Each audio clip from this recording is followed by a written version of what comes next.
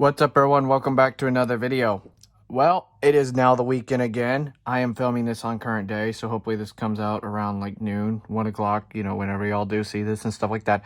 But I want to really start off with, if I do not do these weekend follow-ups every weekend, it's because iOS 16 has now became to the point where it's almost like it's actually finalized. Like there's only minor improvements that they're doing each beta where they're fixing minor things, changing writing in the code and changing wording in some areas throughout the system. And I'm not gonna waste people's time by making them type of videos, but I'll cover battery life and what else is new with this beta since the last one was having battery life issues. And I also have a comment that Alex Cruz put down in the comment section on one of the videos, and I will respond to that. We're going to get right into it with battery life. As y'all can see, my battery graph over the last 24 hours.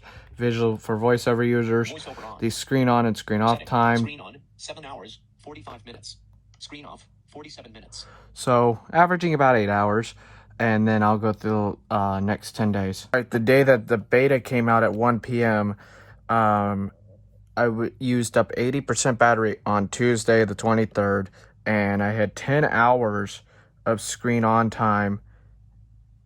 Screen on, 10 hours, 3 minutes. Actually, 10 hours, 3 minutes, because I'm looking through the viewfinder here. And screen off, 2 hours, 5 minutes. 2 hours and 5 minutes of screen off time. That is incredible. Alert.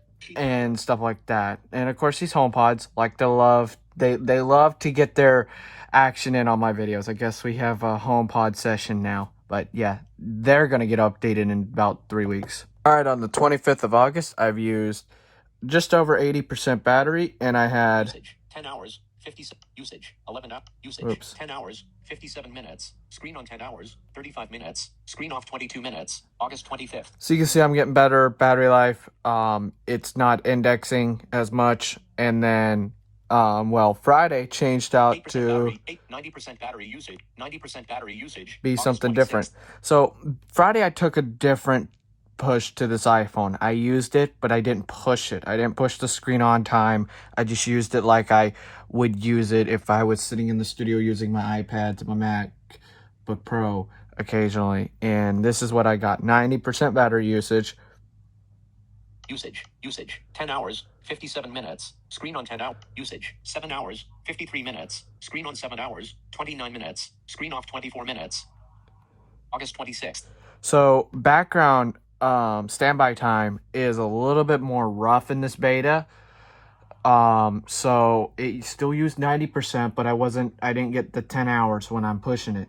So it's a little bit rough, but I expect that because the iOS is still gathering data and still probably indexing a little bit and stuff like that. It's just one of them things where it takes time, and you can't really fully judge the battery life on 16.0 until the release candidate, and it stops gathering log data and sending it off to Apple. And then today, of course, 8% battery. I unplugged it at 7:45 this morning. 9:27. It's 9:27. 91% battery power. Not charged. And about 2 hours later, I'm at 91%. So it's a little bit, it's not horrible, but you're still getting a lot of drain when using the phone. That I've noticed. It sits at 100%, my 13 Pro Max, for like a good 30 to 45 minutes 91%. before it subtly drops, and then it starts dropping down to 96% like a fly, and then it changes from there. So it's just one of them things. I briefly want to talk about cellular connectivity. Cellular connectivity is fine in the beta. The modems are not crashing. They did when they were in like beta 1 through beta 3 when I was briefly testing it on this 13 Pro Max. But the battery life when you're on cell data, it still is a little bit more, it's still rough. It's not as horrible because of the draining aspect when you're on Wi-Fi, but when you're on cell data, it chews through that battery, especially on 5G. It's worse than it was on 15. So I will be submitting feedback when using cellular data.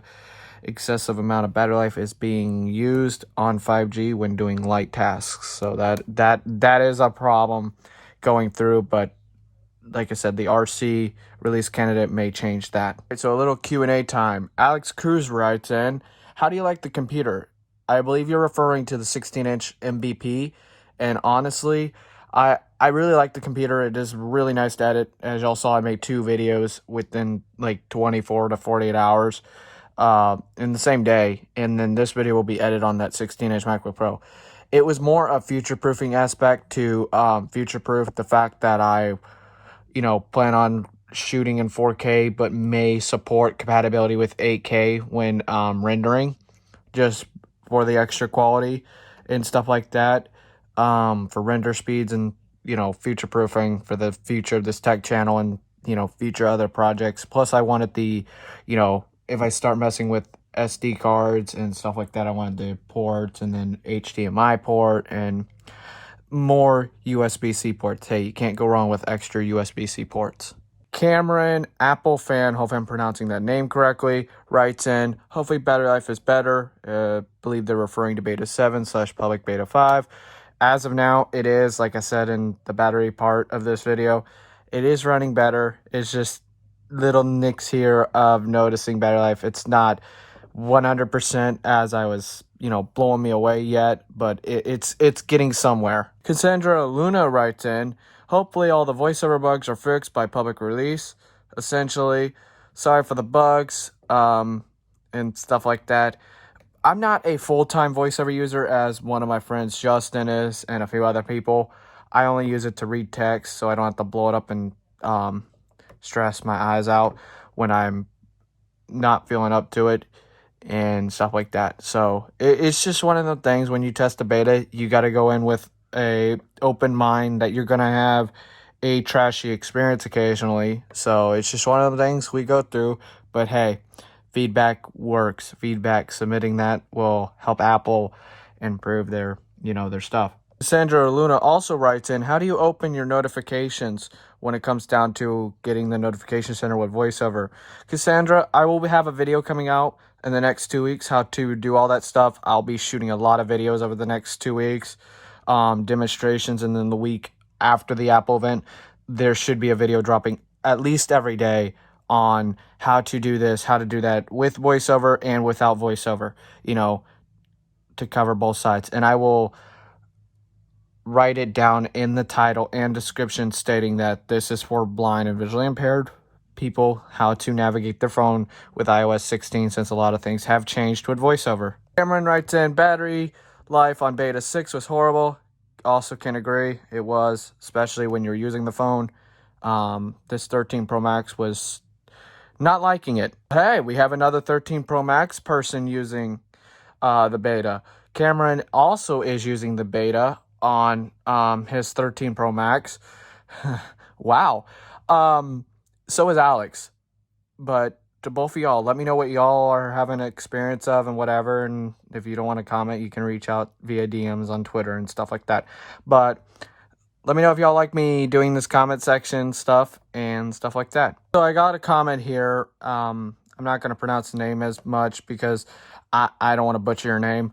But got any guesses on when the public release will be? Probably around September 12th, the week of September 12th, the week after the Apple event. I'll be streaming starting around 10 to 11 a.m., 2 hours prior to the Apple event here on YouTube, and we can discuss when the actual release of iOS 16, rumor roundup on the iPhone 14s, and the Apple Watches, and stuff like that. Alright, so enough with the comments, but if you want to go check out my macOS video that I released yesterday, I will put a link to it in the description. This was a good video. I was pretty happy with it. Let me know down below or on this video if y'all like my macOS coverage or not. Just let me know. And I'm going to test Ventura more and supply my thoughts on it and stuff like that. So there y'all go. Also, want to discuss briefly about this Apple Watch conundrum. So, it was sitting on its charger right here for 14 days. It went from 87% battery health down to 82% sitting on the charger. So, I don't know. Well, buy Apple Watch charger. I don't know what caused it, and it's just really annoying. If I go through and check out within settings, privacy, data analytics, log aggregated for the Apple Watch, because you can view it, because it's on watchOS 8.7, it shows I only have about 296 charge cycles. So I don't know what's going on, but Apple will not replace the battery until it's 79% or lower. Me personally think that's a little bit annoying, but I get it and I don't get it. It's really weird. Let me know what y'all think down below. This is Austin. Thank you all so much for watching this tech video, this follow-up. Join me in the next 2 weeks for a live stream, and hopefully we get a beta this week. I'm not expecting it, but I wouldn't be surprised. And then release candidate on the 7th. Peace.